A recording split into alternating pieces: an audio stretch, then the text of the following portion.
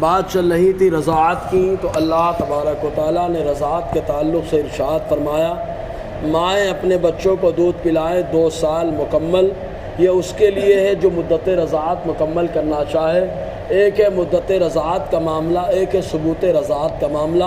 دودھ پلانے کی زیادہ سے زیادہ مدت 2 سال ہے، لیکن مدت رضاعت ثابت ہونے کے لیے وہ 2.5 سال مانی جاتی ہے۔ بہرکیف آگے کی جو آیت ہے، اللہ تعالیٰ فرماتا ہے اسی آیت کے حصے میں، وَعَلَى الْمَوْلُودِ لَهُ رِزْقُهُنَّ وَكِسْوَتُهُنَّ بِالْمَعْرُوفِ، اور باپ کے اوپر دودھ پلانے والوں کی روزیاں اور ان کے کپڑے بھلائی کے ساتھ ہیں۔ دودھ پلانے والی الگ الگ عورتیں ہو سکتی ہیں، کبھی کبھی خود ماں اور وہ بیوی اپنے شوہر کی اور بچے کی ماں ہو، وہی دودھ پلاتی ہو۔ جیسے آج کے دور میں عام طور سے یہی صورت ہے کہ بیوی بھی ہوتی ہے اور بچے کی ماں بھی ہوتی ہے، وہی بچے کو دودھ پلاتی ہے، تو شوہر اپنی بیوی کا کپڑا اور اس کا خرچہ مکمل اٹھا لیتا ہے۔ آج کے دور میں سسٹم چل رہا ہے، لیکن کبھی کبھی معاملہ ایسا ہوتا ہے کہ دودھ پلانے والی عورت الگ ہوتی ہے اور سگی ماں الگ ہوتی ہے۔ جیسے خود حضور صلی اللہ علیہ وسلم کی حیات طیبہ سے یہ بات ملتی ہے کہ حضور صلی اللہ علیہ وسلم کو 3 خاتون نے دودھ پلایا۔ آپ کی والدہ نے دودھ پلایا، صہیبہ نے دودھ پلایا، اور ساتھ ہی ساتھ آقا علیہ السلام کی رضائی والدہ حضرت حلیمہ سعدیہ رضی اللہ تعالی عنہا نے دودھ پلایا۔ تو رضائی والدہ حضرت حلیمہ سعدیہ ہے۔ تو اسی انداز میں جو سگی ماں کوئی اور ہو، دودھ پلانے والی کوئی اور عورت ہو، تو جو عورت دودھ پلائے تو اس کا خرچہ اور اس کا کپڑا جو رائج جو ہو، نہ ظلم ہو نہ زیادتی ہو، بلکہ جو رائج چل رہا ہے اس کے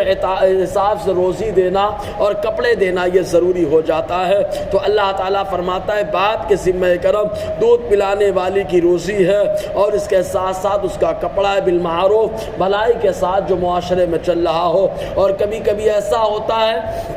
کہ ماں تو سگی ہوتی ہے لیکن شوہر اس کو طلاق دے دیتا ہے، تو وہ دودھ پلاتی رہتی ہے۔ تو جب تک بچے کو دودھ پلائے، اگرچہ شوہر نے اس کو طلاق دے دیا ہو، تب بھی شوہر کے اوپر اس وجہ سے کہ وہ اس کے بچے کو دودھ پلا رہی ہے، اس کے خرچے کا انتظام کرنا اور ساتھ ہی ساتھ اس کے کپڑے کا انتظام کرنا، یہ بھلائی کے ساتھ ساتھ اللہ تبارک و تعالیٰ کی طرف سے حکم بنتا ہے۔ ایک بات اور قابل غور کہ عام طور سے عورتیں جو دودھ پلاتی ہے تو یہ استحباب کے طور پر ہے کہ اگر پلائیں تو اللہ تعالیٰ ثواب عطا فرماتا ہے، لیکن 3 صورتیں ایسی بنتی ہیں جہاں پر دودھ پلانا عورت کے اوپر واجب ہو جاتا ہے۔ پہلی صورت یہ ہے کہ جو ہے زمانے میں دایا نہ مل رہی ہو، کوئی دایا کا وجود نہ ہو جو دایا بچے کو دودھ پلا سکے، تب ایسی صورت میں جو ہے ماں کے اوپر دودھ پلانا واجب ہو جاتا ہے۔ اور دوسری صورت یہ ہے دایا تو مل رہی ہے لیکن باپ اس قابل نہیں ہے کہ دایا کو خرچہ دے سکے، اس کو کپڑا دے سکے،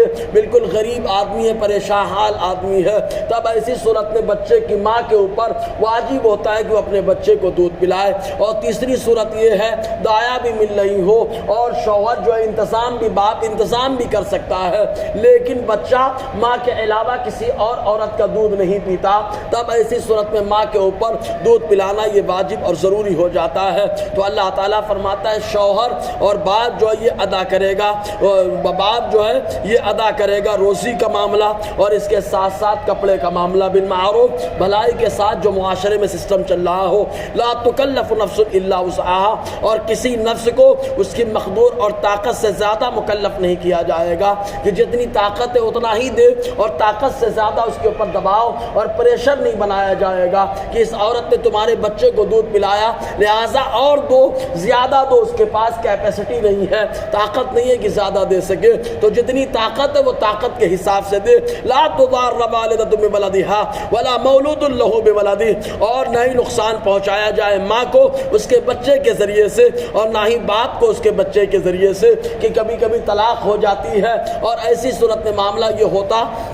کہ لڑکا کسی ایک کے پاس ہوتا ہے اور اگر شوہر کے پاس ہے تو وہ بیوی کو دیکھنے نہیں دیتا، اور اگر بیوی کے پاس ہو تو وہ شوہر کو نہیں دیکھنے دیتی۔ تو اللہ تعالیٰ فرماتا ہے نہ ماں کو نقصان پہنچایا جائے اور نہ باپ کو نقصان پہنچایا جائے۔ شرعی اصول یہ ہوتا ہے کہ اگر بچہ نابالغ ہے، میاں بیوی الگ ہو گئے طلاق کے ذریعے سے، تو بچے کی پرورش کون کرے؟ تو بیوی جو ہے دیکھ بھال کرے گی اور خرچہ جو ہے باپ اٹھائے گا، اور بچہ جب بالغ ہو جائے اس کو اختیار دیا جائے گا وہ جس کے ساتھ چاہے رہ سکتا ہے، اور اگر ماں نہ ہو تب ایسی صورت میں اس کی خالہ اس کی پرورش کرے، اور اگر خالہ نہ ہو تب اگر نانی اگر حیات ہے تو بچے کی نانی اس کی پرورش کرے۔ بہرکیف تو اللہ تعالیٰ فرماتا ہے ماں کو تکلیف نہ دی جائے اس کے بچے کے ذریعے سے، اور نہ ہی باپ کو تکلیف دی جائے اس کے بچے کے ذریعے سے۔ وعلی الوارث مثل ذلک، اور وارث کے اوپر اسی طرح ہے، انشاءاللہ اسی پر اور آگے روشنی رہے گی۔ اللہ تعالیٰ ہم سب کو فیضان قرآن برکات قرآن سے مالا مال فرمائے۔